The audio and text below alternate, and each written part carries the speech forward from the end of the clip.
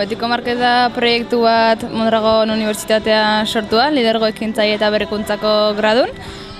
Eta guk sortu dugu 13 ekintzaileen artean ikasle elkarte bat, Kimu izenenkoa, eta Betiko Marketa horietako proiektu bat. Eta pixkat Betiko Marketen helburua da artista, diseinatzaile eta sortzaile ezberdinen artean komunitate bat sortzea. Eta hortako gea merkatu ezberdinak antolatzen, baina arte adibidez Gipuzkoako herri ezberdinetan. Lehenengoa izan zen Donostin, gero Irun, Zarautz, Orion eba izan geha, Goierrin Urdizin, Beasainen, Ormaiztegin, eta gaurkoan Biagunan.